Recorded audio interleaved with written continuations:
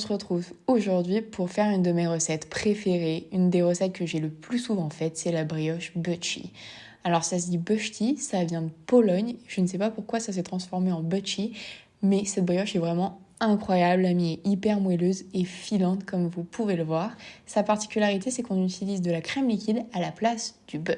Donc vous allez avoir besoin de 400 g de farine T45, très important, 60 g de sucre, 15 g de levure boulangère fraîche, 25 g de lait, un œuf et une briquette de 20 centilitres de crème liquide entière. On prend bien de la 30% de matière grasse. Et oui, j'avais oublié les 3 g de sel fin, pas de gros sel, attention. Donc on va verser la farine, le sucre et le sel dans la cuve du robot. Donc je vous l'ai pas dit, mais toutes les recettes de brioche peuvent se pétrir à la main, pas besoin de robot, il y a une technique particulière, je vous mettrai le lien dans la description. Donc vous avez mélangé les poudres pour bien les répartir et maintenant vous allez faire un puits, y ajouter le lait, l'œuf et la crème liquide. Petite technique que je vous ai laissée pour la crème liquide, comme on ne pèse pas, on veut bien tout récupérer, du coup vous allez enlever les petits tweak derrière et bien tout verser. Et on termine par émietter la levure boulangère sur le tout.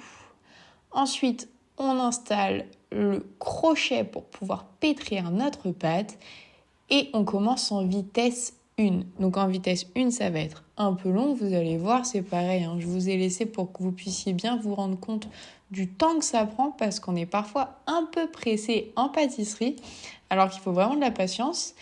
Et donc là, vous allez voir au fur et à mesure, la pâte, elle va se décoller de la paroi du robot.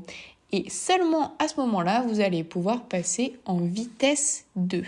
Et là, vous laissez la pâte tourner pendant 12-14 minutes, voire 15. Et quand elle est comme ceci, vous pouvez arrêter.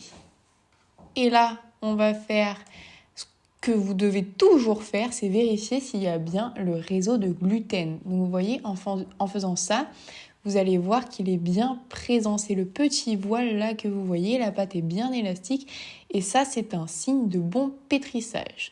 Vous allez transvaser maintenant votre pâte à brioche dans un saladier. Vous voyez, elle est collante, mais ça, c'est légèrement collante. C'est tout à fait normal, ne vous inquiétez pas. Vous la couvrez avec un torchon humide et vous laissez pousser 2 heures à température ambiante. Ensuite, vous la récupérez et là, vous allez la dégazer en y enfonçant votre poing. Donc là, pareil, c'est un signe que le pétrissage a été bien fait et que la brioche a bien poussé. Ce que je vous montre, en fait, c'est le gluten, le réseau de gluten qui a retenu le CO2 rejeté par tous les micro-organismes de la levure. Donc une fois que la brioche est bien dégazée, vous la filmez et là, ça part pour une nuit entière au frais en pousse. Le lendemain, vous voyez, elle était au frais, mais elle a quand même poussé parce que le frais n'empêche pas votre pâte à brioche de pousser. Je l'ai dégazée avec le poing comme la première fois et je l'ai travaillé rapidement sur mon plan de travail. Maintenant, vous allez pouvoir détailler vos pâtons de brioche. Donc, vous prenez un coup de pâte et vous détaillez. Il va aussi falloir que vous vous munissiez d'une balance pour peser chaque pâton. Moi, j'en ai fait 12 de 60 grammes avec cette recette, si je ne dis pas de bêtises. Et maintenant, on s'attaque au boulage. Alors là, je vous ai bien tout laissé pour vous montrer. Donc, vous écrasez la pâte avec votre poing et ensuite, vous rabattez toutes les petites extrémités vers le centre. Là, vous retournez et avec votre main, vous allez faire un mouvement circulaire. Et à la fin, vous aurez une jolie boule de brioche sans trop d'imperfections, mais je vous rassure, ça vient à force de pratiquer. Voilà, je vous l'ai remis encore une fois en avance rapide pour que vous puissiez bien voir le geste. Quand vous avez fait ça avec vos 12 pâtons de brioche, vous allez pouvoir les disposer dans un cercle ou dans un moule. Aucune obligation, vous prenez vraiment ce que vous avez sous la main. Et puis vous les disposez, vous pouvez graisser votre moule aussi, c'est pratique pour le démoulage. Une fois que toutes les petites boules sont disposées, vous laissez pousser 1 heure à température ambiante, vous récupérez votre brioche et là vous la dorez avec un peu de lait.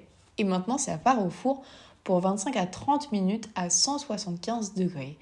Et voilà le résultat final. Alors ça, c'est la petite astuce que je vous donne. J'utilise ce nappage neutre qui est en fait un sirop de sucre et j'en pulvérise sur ma brioche pour la faire briller. C'est rapide et c'est très pratique.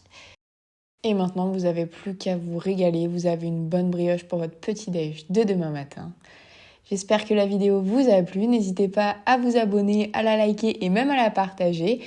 On se retrouve très vite pour une prochaine recette. Je vous dis à bientôt. Ciao, ciao!